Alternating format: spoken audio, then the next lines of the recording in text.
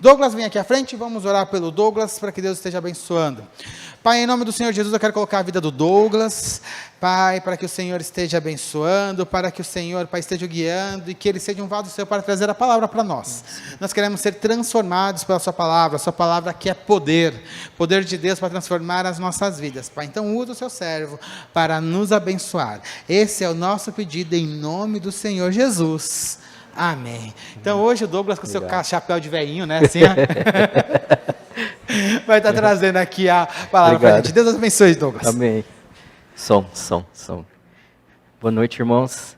Graça e paz. Aconteceu um acidente. Estava falando para o Getúlio. Eu fui inventar de cortar o meu cabelo eu mesmo e não deu tempo de terminar.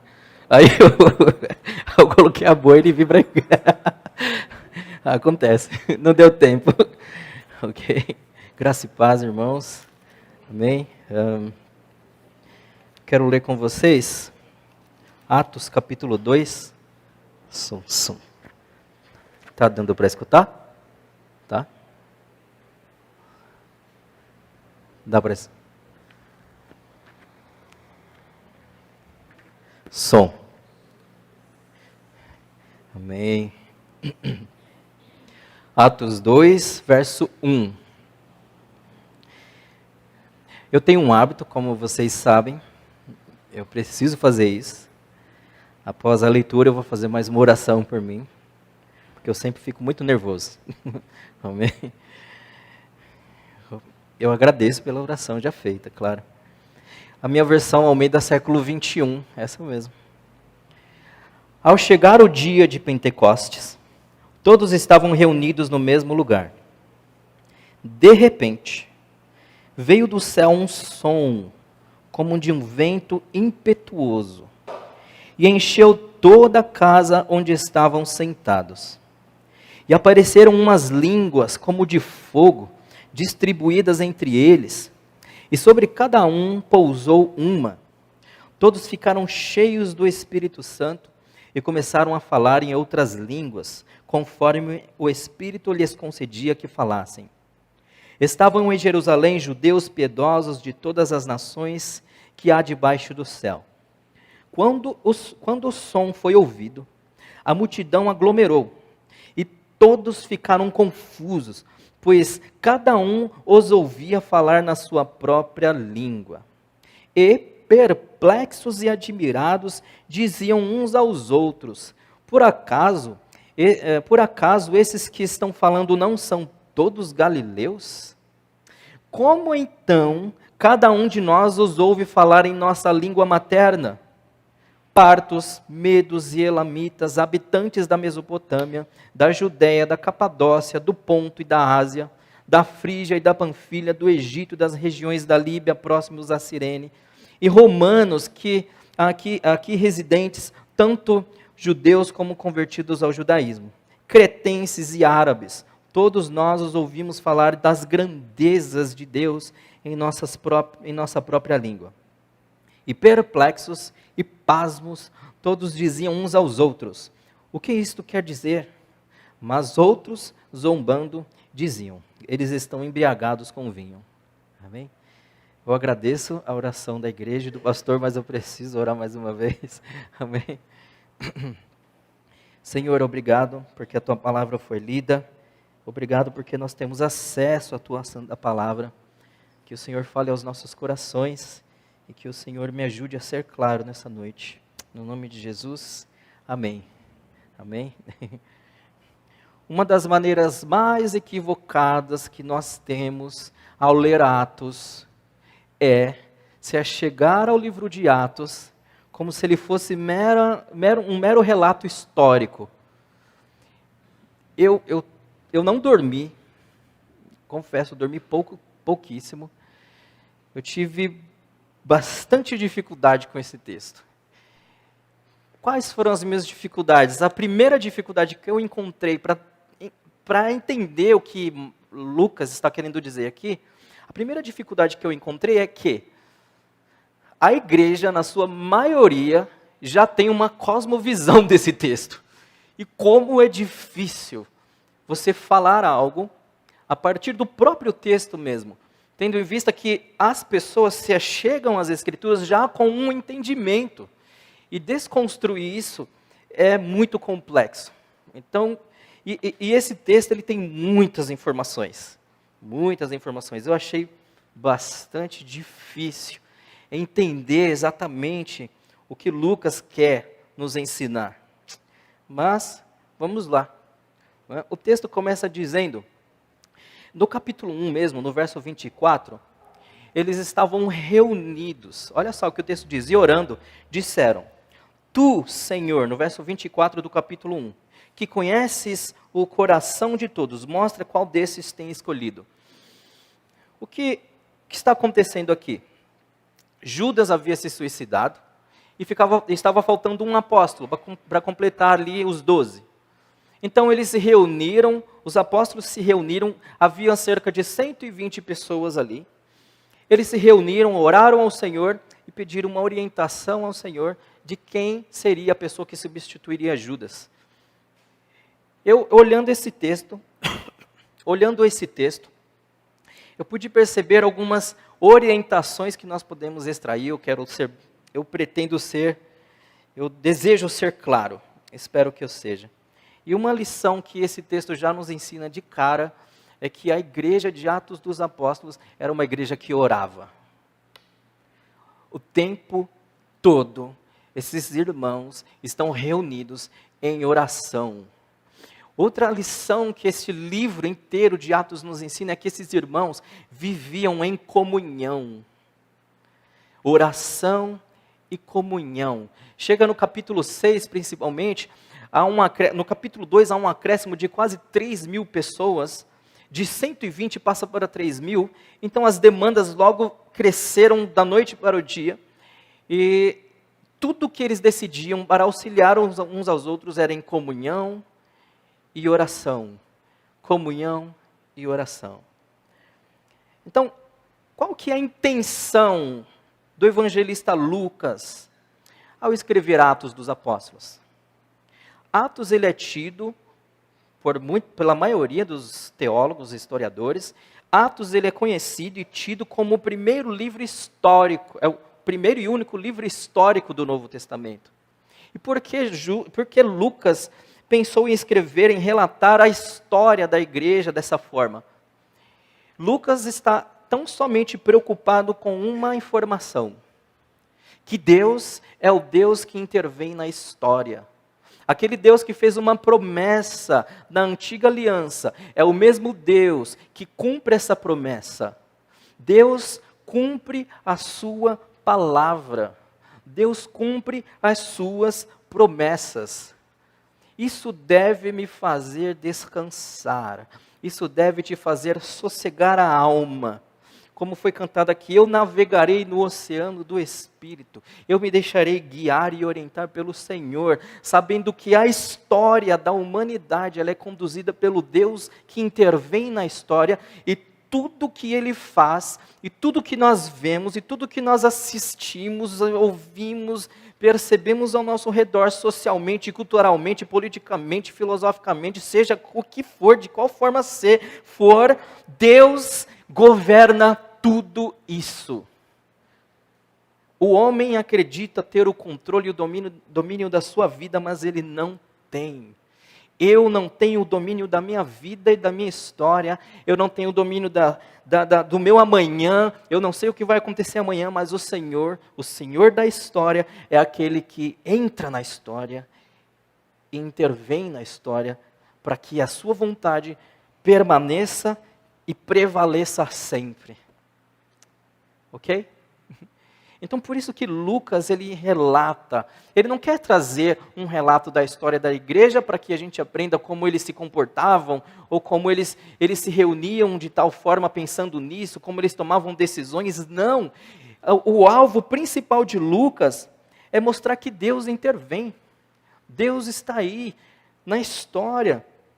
Olha só, o Antigo Testamento, eu olho, por exemplo, nós podemos ver os dois livros, segundo livro de Reis termina com Deus dizendo, eu levantarei um homem, Ciro, o meu ungido. Ou seja, Deus levanta nações, Deus destrói nações, Deus levanta povos e Deus derruba povos, porque é Ele o Senhor da história, é Ele o Senhor da vida, é Ele que governa o mundo. Se Ele governa o mundo, porventura não governará a minha vida e a sua vida? Essa é a ideia de Lucas ao escrever Atos dos Apóstolos. Aquele que intervém na história é aquele que vem de uma forma conduzindo a sua igreja para construir, para viver os teus propósitos e as tuas vontades. Então o texto diz, essa é a primeira lição que nós aprendemos. Por que Lucas escreveu Atos? Para falar de um Deus da história. Muitos cientistas não conheciam alguns impérios e alguns nomes de reis e imperadores se não fosse pela Bíblia. Muitos estão na Antiga Aliança, no Antigo Testamento, relatados ali, e eles só são conhecidos por conta das Escrituras. Deus governa a história. Hoje eu estava vendo uma matéria lá, no jornal lá, sei lá que jornal era aquele, do que está acontecendo em Honduras. Está um caos. Existem facções poderosíssimas, violentas, homens assassinos, eles matam cruelmente para que prevaleça o império deles. E eu olhando para aquilo, eu falei, meu Deus do céu, meu Deus do céu. Olha o que está acontecendo. Ainda assim, eu quero dizer que o Senhor não perde o controle de nada. Ele está no controle de tudo, embora por um breve momento o homem ache que tem o governo nas suas mãos. Olha o que diz então o verso 1 do capítulo 2. Ao chegar o dia de Pentecostes, todos estavam reunidos no mesmo lugar. Pentecostes é a festa mais importante para os judeus. Ela acontecia 50 dias após a Páscoa. Jesus, ao ressuscitar, ele ficou 40 dias com os discípulos, ensinando e instruindo. E no verso 8 do capítulo 1, olha o que é dito. Mas recebereis poder quando o Espírito Santo descer sobre vós, e sereis minhas testemunhas, tanto em Jerusalém, como em toda a Judéia e Samaria, e até os confins da terra. Um outro propósito de Lucas ao registrar o livro de Atos, é mostrar que Deus, além de ter escolhido um povo da antiga aliança, é um Deus que está levando a sua mensagem ao povo que não era da aliança. Então, o dia de Pentecostes, ele era marcado eles faziam uma oferta de gratidão por aquilo que eles conquistaram durante aquele ano de oferta, de plantação e tudo mais. Neste mesmo evento, acontecia a renovação da aliança com o povo, e era trazido ali alguns ensinamentos de renovação da aliança. Então é muito simbólico o que está acontecendo aqui. No dia de renovação, no dia de quebrantamento, de louvor a Deus, de gratidão a Deus por aquilo que Ele havia feito, estava fazendo, acontece exatamente isso daqui. O Espírito Santo vem sobre as pessoas. E como eu achei difícil falar sobre isso daqui, irmãos. Lucas não está interessado em dar ênfase em uma única pessoa da Trindade. Nós servimos a um único Deus, que se manifesta em 3 pessoas. É muito complexo isso. Nós servimos a um único Deus, que se revela e se manifesta em 3 pessoas distintas. E cada uma destas 3 pessoas distintas é Deus.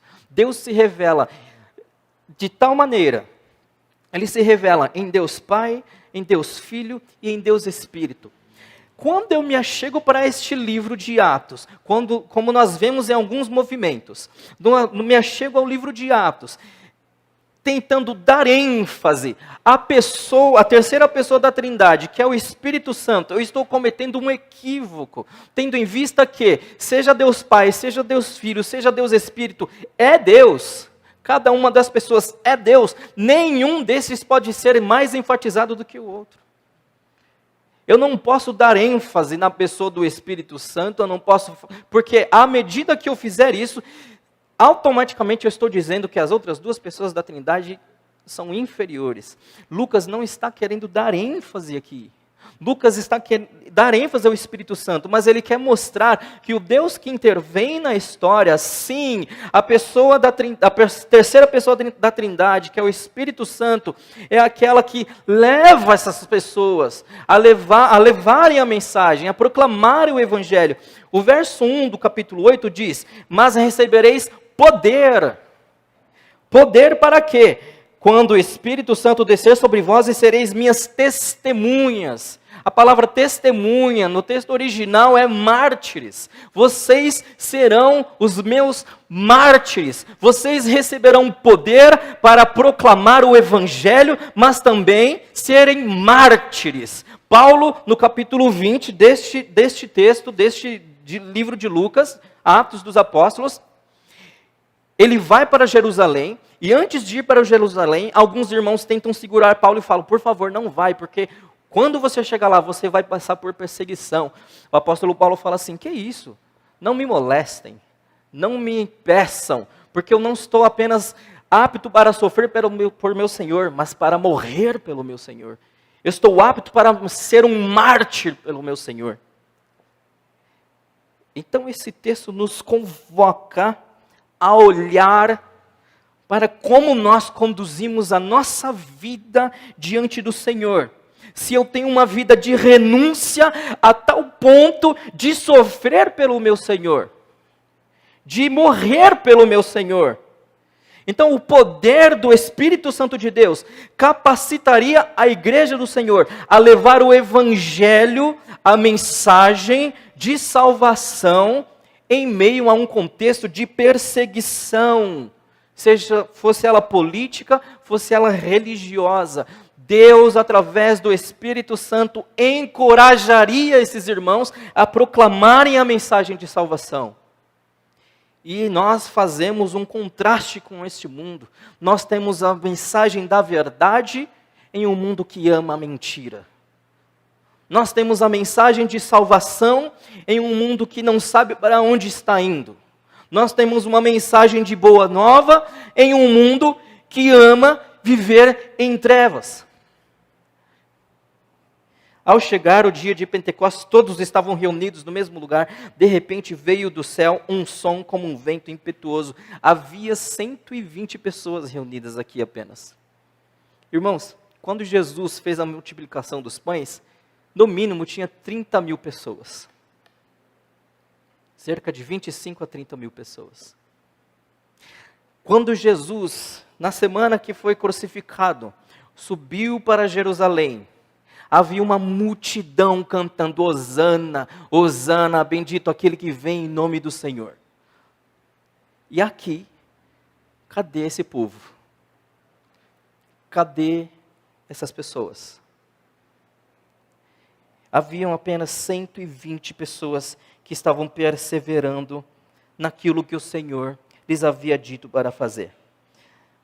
E apareceram umas línguas como de fogo, verso 3, distribuídas entre eles, e sobre cada um pousou uma. Aqui é uma referência nítida ao que aconteceu em Êxodo. Quando Deus entrega a lei a Moisés, havia fogo, havia raios, aquela imagem assim assustadora. Lucas está mostrando aqui novamente, trazendo um simbolismo do que aconteceu na antiga aliança, mostrando que o Deus da aliança cumpre a sua promessa. Então ele está fazendo aqui trazendo uma imagem do Antigo Testamento. Todos ficaram cheios do Espírito Santo e começaram a falar em outras línguas. Aqui são idiomas. O pessoal ficou espantado porque eles falavam o idioma deles, imagina. Tinham pessoas que falavam árabe, tinham pessoas que falavam o latim, tinham pessoas que falavam o grego, tinham pessoas que falavam... E os galileus, homens de um vilarejo desse tamanho, eles estavam falando outros idiomas. Isso deixou aquele povo espantado. Como assim? Eu que sou da parte de línguas, quem dera. Quem dera. Então eles ficaram chocados com este evento. Estavam em Jerusalém judeus piedosos de todas as nações que há debaixo do céu. Isso daqui é uma hipérbole, uma linguagem de exagero. Havia muita gente ali, tendo em vista que era um período festivo, um período de comemoração. Estava lotado aquele lugar. Bom, dito isso, eu quero passar para o verso 14. É aqui que eu quero começar a trabalhar com vocês. O texto diz assim no verso 14 do capítulo 2. Então, pondo-se em pé com os 11, Pedro tomou a palavra e disse-lhes: Homens judeus e todos os que habitais em Jerusalém, que isto fique bem claro para vós. Escutai as minhas palavras. Estes homens não estão embriagados como pensais, visto que é apenas a 3ª hora do dia, 9 horas da manhã aqui. Bom, o que o Espírito de Deus faz na nossa vida? O texto está dizendo aqui que Pedro, um homem covarde, há 60 dias atrás, um pouco menos de 60 dias atrás, ele estava com medo, trancado em um lugar, em uma casa, com medo de ser morto, como Jesus foi morto. Pedro, um covarde que negou Jesus 3 vezes. Pedro, um medroso, um covarde. Ele estava assustado com o que havia acontecido com Jesus. Tão assustado que quem viu Jesus ressuscitado foram mulheres. E eles não acreditaram naquela visão. Pedro, um covarde, um medroso, de repente, no meio de uma multidão alvoroçada, ele se levanta ousadamente e explica o que está acontecendo. Ei, as pessoas não estão bêbadas, como vocês estão dizendo, mas antes, elas estão cheias do Espírito Santo de Deus. O que o Espírito Santo de Deus faz às nossas vidas? Ele nos encoraja a falar, mesmo em um contexto de perseguição, de morte, de medo, de insegurança. Eu dei aula por 6 meses em uma igreja, em um lugar aí, não quero falar o lugar. O que me espantou naqueles 6 meses, o que me deixou indignado, quando eu percebi naqueles 6 meses, foi a covardia. Desculpa usar essa palavra, é pesada. A covardia da liderança em tomar certas decisões que precisavam ser tomadas. E a igreja estava sofrendo por falta de uma postura, por falta de um posicionamento, por falta de decisões que precisavam ser tomadas e a liderança não tomava.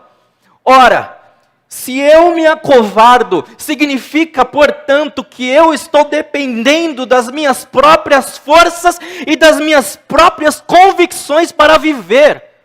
Se eu me acovardo diante de desafios que o Senhor coloca diante de mim, significa, portanto, que eu não confio no Senhor. Eu confio na minha capacidade intelectual, na minha capacidade teológica, na minha capacidade de eloquência, mas não dependo do Senhor. Eu falei, irmão, você precisa agir. Não, eu não. Minha mulher que vai fazer isso daí. Eu escutava isso. Rapaz, isso não vai dar certo. Se eu sou covarde diante de demandas que o próprio Senhor coloca diante de mim, significa com essa atitude que eu não sou dependente do Senhor. Eu sou dependente de mim. Eu sou dependente daquilo que eu quero ter domínio, daquilo que eu quero ter controle, daquilo que eu quero ter posse, ter sobre mim, sobre o meu domínio, sobre o meu governo. Mas todo aquele, Jesus diz no capítulo 3, versículo 8 de João, todo aquele que é nascido do Espírito Santo de Deus é guiado pelo Espírito Santo de Deus. Todo aquele que nascer de novo deve ser guiado e orientado pelo Espírito Santo de Deus, pelo Senhor. Haja vista que a igreja de Atos dos Apóstolos vivia uma vida de oração, uma vida de comunhão. Hoje eu conversava com um amigo, ele falou para mim, como é importante a comunhão, não é? Eu falei, pra caramba. Aí ele citou um texto de uma forma que eu nunca tinha parado para pensar. Efésios 5,18. Diz assim: não vos embriaguem com vinho do qual há dissolução, mas encham-se do Espírito Santo de Deus, falando entre vocês salmos e cânticos de adoração. Ou seja, ele falava para mim, olha o que ele falava, encher-se do Espírito Santo está relacionado com comunhão, falando uns aos outros em salmos e cânticos de louvor. Deixa eu fazer uma pergunta para você e responda para você. Quando você tem que tomar decisões na sua vida sérias, decisões importantes, decisões que de fato são necessárias reflexão, um posicionamento, decisões que não podem aguardar, decisões que não podem esperar, você se deixa orientar pelo Senhor, ou por suas inseguranças, ou por suas convicções, ou por seus medos. Tem pessoas que são guiadas por medo, pela insegurança, mas o texto diz que nós temos o Espírito Santo do Senhor para conduzir as nossas decisões mais importantes na vida, mesmo que essas nos coloquem diante de desafios de morte. Então Pedro se levantou, um homem covarde. Como o Senhor transforma vidas. Um homem covarde se levanta diante de uma multidão e declara: eles não estão bêbados, eles estão cheios do Espírito Santo. Estes homens não estão embriagados, como vocês pensam. Verso 15, visto que é apenas a 3ª do dia, mas isto é o que havia sido falado pelo próprio Joel. Agora ele vai trazer à memória do povo uma palavra da antiga aliança do profeta Joel. E acontecerá nos últimos dias, diz o Senhor, que derramarei do meu Espírito sobre todas as pessoas, e os vossos filhos e as vossas filhas profetizarão. Os vossos jovens terão visões, os vossos velhos terão sonhos. Então ele passa a explicar o que está acontecendo aqui. Está acontecendo o cumprimento de uma promessa. Deus havia prometido e Deus cumpre. Tem um equívoco enorme que às vezes nós cantamos por aí. Tu és fiel, Senhor. Está até no cantor cristão. Tu és fiel, Senhor, tu és fiel, Senhor. Fiel a? O louvor diz, fiel a mim. Não. Deus não é fiel a mim. Deus é fiel a Ele próprio, a tua palavra. O que Deus fala, acontece, o que Deus promete, se cumpre.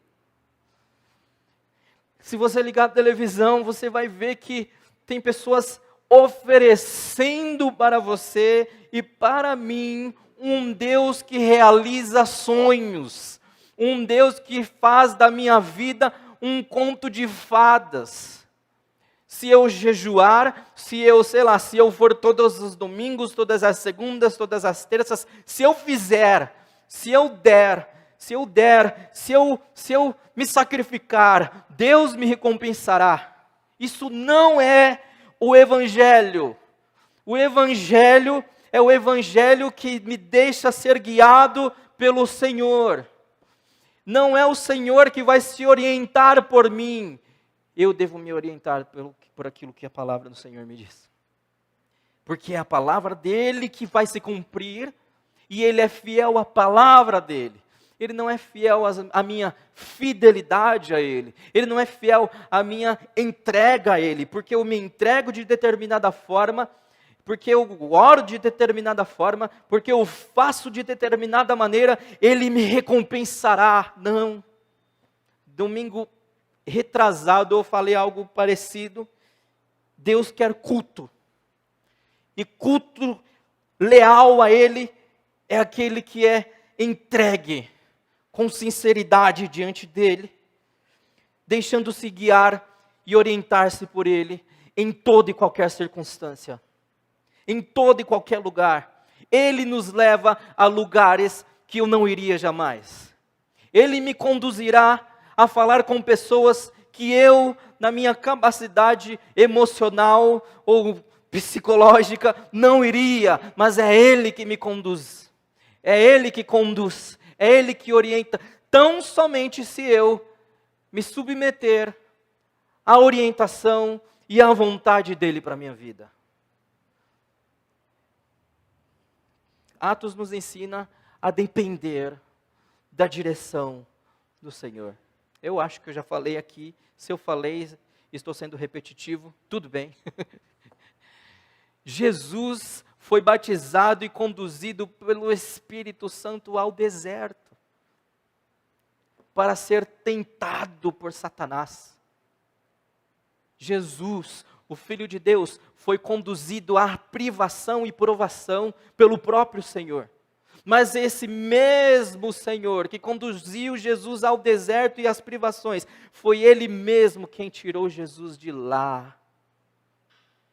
Jesus se deixava guiar pela vontade do Pai. As decisões de Jesus eram orientadas pela vontade, pela direção do Senhor para a vida dele, de Deus Pai. Ele era orientado pela direção do Espírito. Ele se deixava guiar, ele se deixava... Eu falava com o Ítalo, vou abrir um parêntese aqui. Eu falei, Ítalo, você já parou para pensar no Salmo 139?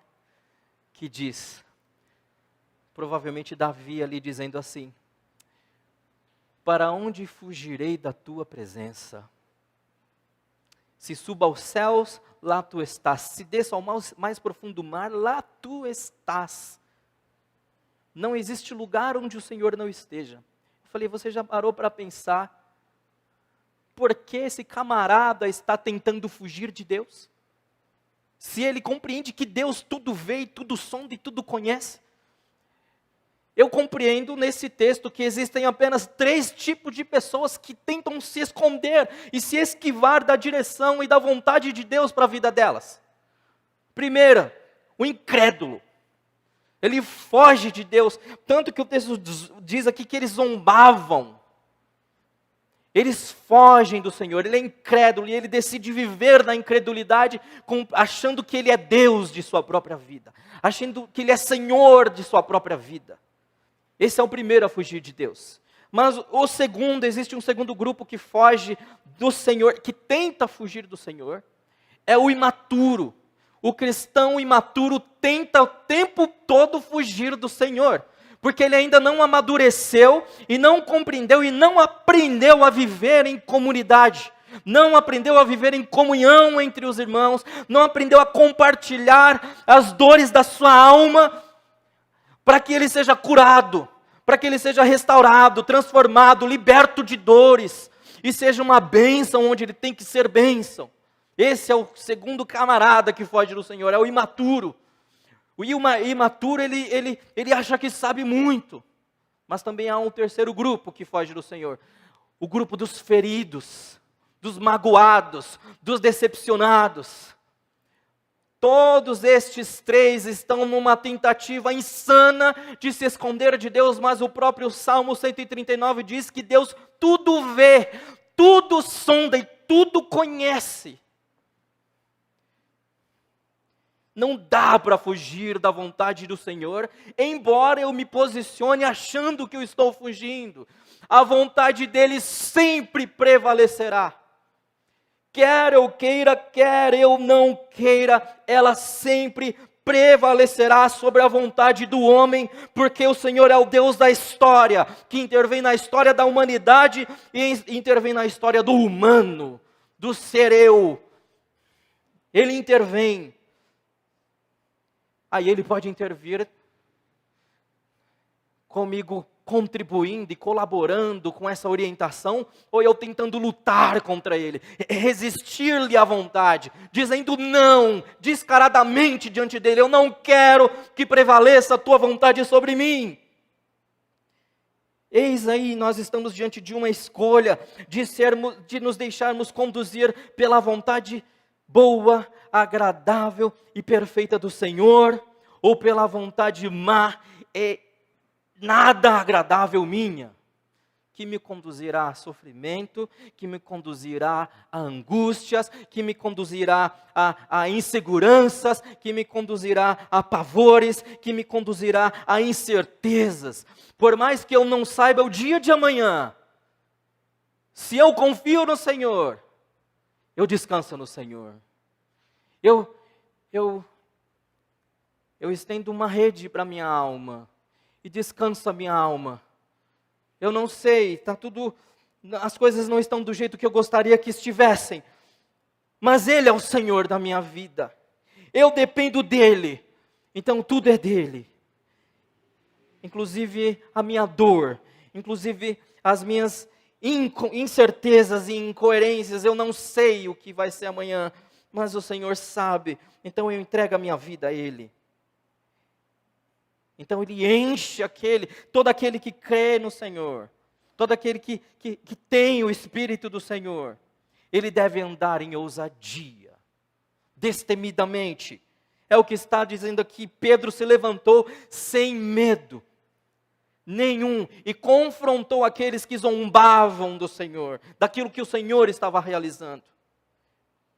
E naqueles dias derramarei, ele diz no verso 18 do capítulo 2, e naqueles dias derramarei do meu espírito sobre os meus servos e sobre as minhas servas, e eles profetizarão, e mostrarei feitos extraordinários em cima no céu, e sinais embaixo na terra, e sangue, fogo e vapor de fumaça. O sol se transformará em trevas. Aqui está falando da segunda vinda de Cristo. E acontecerá, o sol se transformará em trevas e a lua em sangue, antes que venha o grande e glorioso dia do Senhor.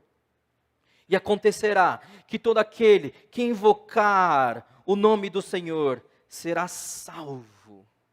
Quando esses homens entenderam, e aí ele continua descrevendo: vocês crucificaram Jesus, vocês mataram Jesus, vocês condenaram um justo, um homem inculpável, mas tudo bem, tudo isso estava no controle do Senhor, embora humanamente falando parecia que não estava sob o governo do Senhor. Aí aqueles homens ouviram aquela mensagem: eu sou culpado da morte de Jesus? Sim, você é culpado da morte de Jesus. O que eu devo fazer então? Aí ele diz, olha o verso 21. E acontecerá que todo aquele que invocar o nome do Senhor será salvo. Esses homens precisavam se arrepender. Romanos traz um retrato da condição humana. Capítulo 1. Eu falava com o pessoal hoje no café. Eu tenho um amigo que ele dá risada de mim. Ele fala: cara, é muito horrível essa série. Eu falo: você não entende nada. The Walking Dead. Ou Fear the Walking Dead. É uma baita série. Ah, não, que negócio chato, vai falar de zumbis. Não, não fala de zumbis. Fala da condição humana. O homem é perverso e mau. Dê uma chance a ele que ele provará isso a você. Ele é mau. Essa série é incrível, eu fico encantado com essa série, porque tem sim a questão dos zumbis ali, mas os zumbis são secundários. Existe uma trama, existem famílias lutando pela sobrevivência, existem pessoas que trapaceiam, que roubam, que matam, que fazem atrocidades diante de uma situação da qual eles deveriam se unir, se juntar e e tentar melhorar o contexto em que estavam vivendo, eles só pioravam. O homem é mau, perverso. Ainda mais quando ele se deixa conduzir por seus próprios instintos e prazeres. O seu instinto é mau. A natureza humana é má. Eu tenho um filho o Gaio vai fazer 9 meses. Você percebe essa questão da velha natureza. Você fala, não toca aí. Ele olha para mim e toca. Não toca aí, não, pega aí. Ele pega. O ser humano já tem uma inclinação à perversão, à maldade. Ele está perdido, ele está corrompido. O que fazer? Arrepender-se. E compreender que eu não sou Deus. Eu não tenho um império. A vida não é meu reinado. Eu não posso tomar decisões. Eu, que me considero um cristão, a igreja do Senhor, ela deve se orientar pela direção do Senhor sempre. Atos, portanto, era uma igreja que orava. Era uma igreja que vivia em comunhão. É muito fácil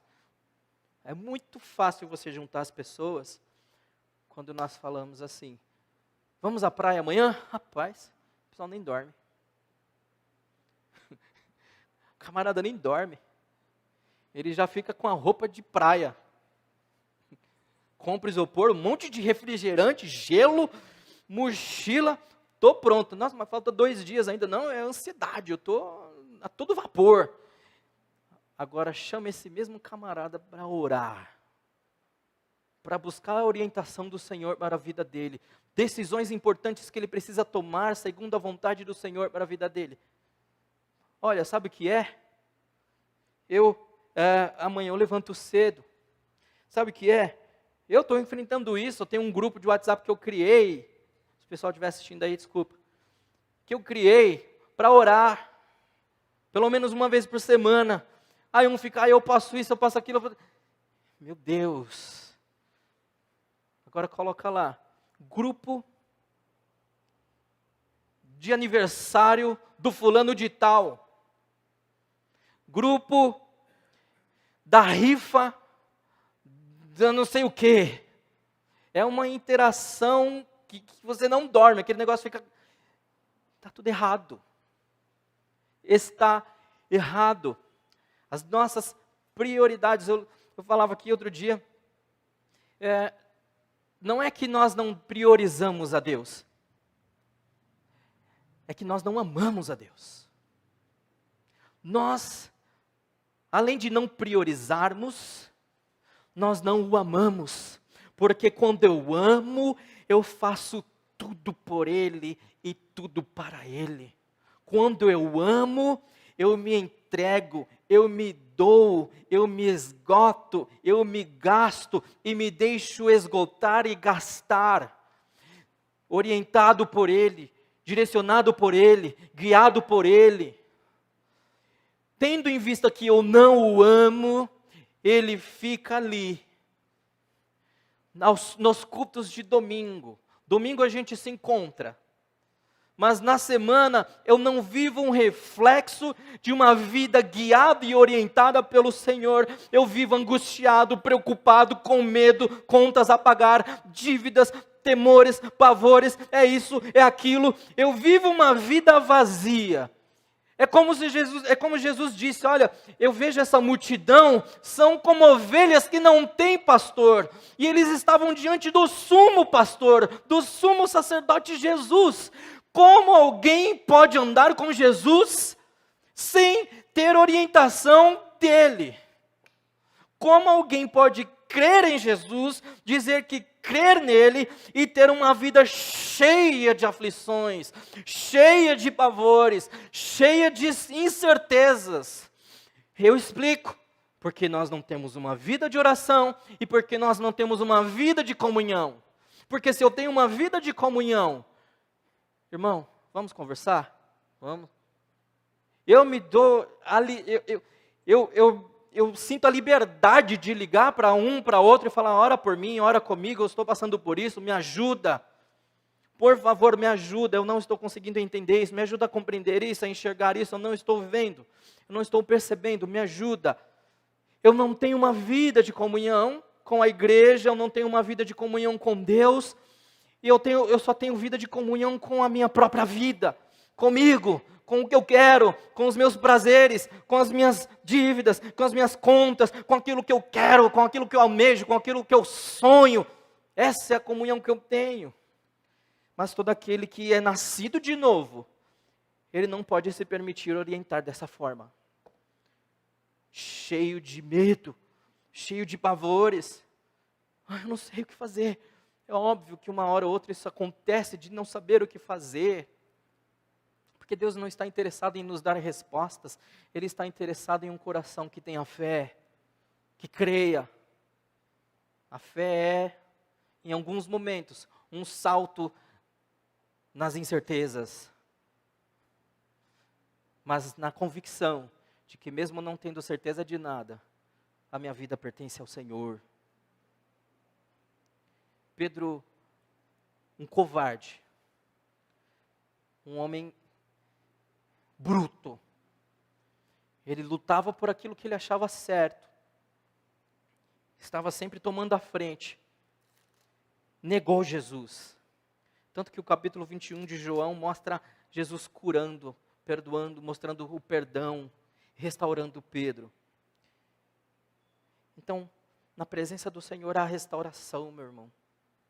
Na presença do Senhor há, na comunhão entre os santos, entre aqueles que estão aqui, na mesma perspectiva, esperança e fé, há restauração.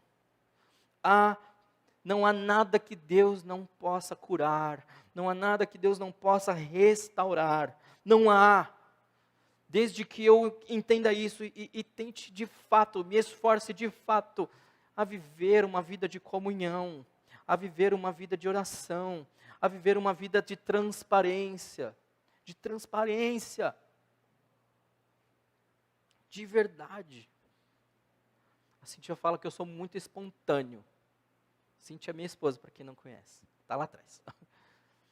Você é muito espontâneo. E ela fala num tom pejorativo, positivo. Você é muito espontâneo. E parece que as pessoas já te conhecem. Porque eu precisei sair do meu ostracismo, do meu vitimismo, do meu pavorismo, do meu mundo. E compreender que é entre nós, entre irmãos, que há liberdade para ser quem eu sou. Se você não encontra essa liberdade de mostrar, de abrir a sua alma, tem alguma coisa errada, ou em nós como igreja, ou em você como pessoa. Se eu não encontro liberdade para chegar e ligar para alguém, e falar, poxa, eu estou passando por isso, me ajuda. Por favor, eu não estou entendendo nada, eu estou sofrendo, eu estou passando, me ajuda. Se eu não tenho essa liberdade, ou tem algo de errado na igreja, ou tem algo de errado comigo. Alguma coisa está errada. Porque os discípulos perseveravam em oração e perseveravam em comunhão. Portanto, a lição que o texto quer nos ensinar, não é? Diante de tudo isso que eu falei, é que o Espírito de Deus, ele nos encoraja diante das adversidades da vida. E eu não posso me deixar mais conduzir por essas futilidades, ou seja lá o que for, por meus medos. Porque eu estou numa igreja, eu estou no corpo de Cristo, você é corpo comigo, você é um comigo. Você precisa me conhecer. Eu preciso conhecer você. Tem algo, talvez o que esteja faltando em sua vida para você experimentar transformação, cura, é você revelar quem você é. João capítulo 4, Jesus está com sede, chega uma mulher para tirar água do tanque. Aí ele fala assim, me dá um pouquinho de água. estou com sede. Ela falou, quem você pensa que é? Você é um judeu e homem, ainda homem, falando comigo. Aí ele fala assim, mulher, se você soubesse quem está falando com você, você beberia da água que eu tenho para te dar e você jamais teria sede novamente. Lá eu quero essa água, e ela começa a ter uma troca ali com Jesus, de conversa, mas a todo tempo ela se esquivando daquilo que Jesus queria realmente tocar. Aí ela fala assim, eu quero essa água, me dá. Jesus diz assim, vai lá, chama seu marido e vem cá. Aí ela diz assim, eu não tenho marido.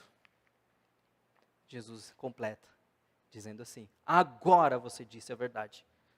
Agora sim você disse a verdade. Ela só encontrou cura para a vida dela quando ela foi sincera. Quando ela disse a verdade. Olha que loucura. Diante de Deus, às vezes nós não dizemos a verdade. Diante do Senhor, tentamos esconder quem nós somos. Eu sei que eu andei em muitos textos, mas o Salmo 139 diz que isso é impossível. Porque o Senhor sabe exatamente o que está passando no seu coração agora. E o que está passando no seu pensamento agora. E como Ele é o Deus da história, e como a sua palavra e sua vontade cumpre-se sempre, Ele conhece a sua história, a sua trajetória. A questão é, a pergunta que eu deixo é, vamos nos deixar guiar por Ele em amor, em obediência, ou vamos nos guiar sozinhos em temor e desobediência? Então esse texto, capítulo 2, acredito que quer nos ensinar tudo isso. Eu preciso ter uma vida de oração, mas eu preciso ter uma vida de comunhão. Eu preciso ter uma vida lá, no particular. O que é mais incrível no livro de Atos é que os irmãos estão sempre orando em comunidade. Jesus falou, sim, para que eu me trancasse no meu quarto, tivesse uma vida de oração, tal, tudo mais, sim, mas Atos revela o outro lado. Tem uma vida com a igreja, uma vida de oração.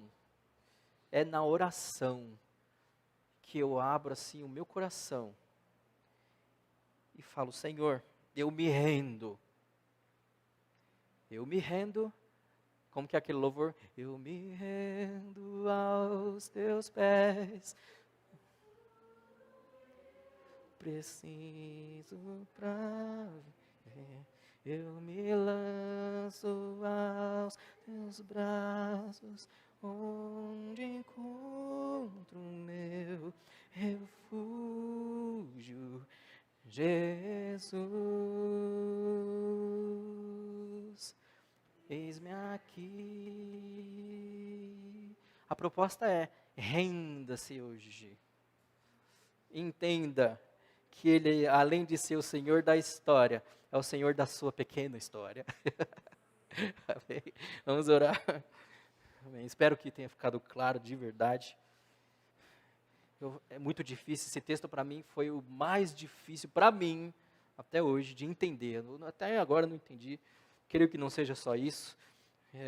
O pastor e o Danilo vão pregar mais e vão falar muito melhor do que eu, pode ter certeza.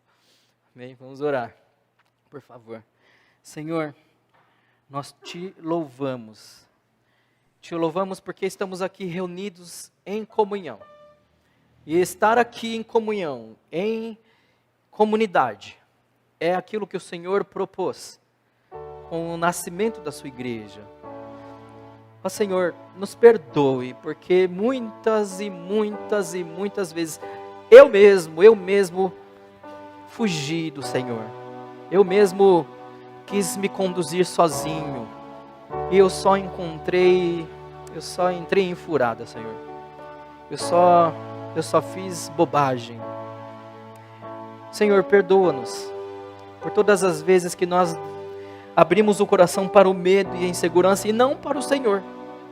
Mas que o Senhor possa, assim como Pedro, nos encher de coragem e proclamar o Evangelho com a nossa vida e com uma vida de comunhão, e que nós e entre nós possamos ter a liberdade entre nós de compartilhar dores e temores, para que também possamos entre nós experimentar cura e restauração e comunhão e a alegria entre irmãos. Ó Senhor, por favor, nos ajuda a contribuir com a sua obra, nos ajuda a nos deixar, que nós possamos nos deixar guiar, orientar e conduzir por Ti. João 3,8 diz: o vento sopra onde quer, o Espírito de Deus sopra onde quer, você não sabe para onde vai, nem de onde vem. Assim é todo aquele que se deixa conduzir pelo Espírito do Senhor. Então nos ajuda e nos ensina a nos deixarmos conduzir pelo Espírito do Senhor, por Tua vontade e por Tua palavra em nossas vidas. Por favor, Senhor, no nome de Jesus, é o que nós te pedimos e te louvamos e te agradecemos. Em nome de Jesus, amém. Obrigado, Deus abençoe, irmãos.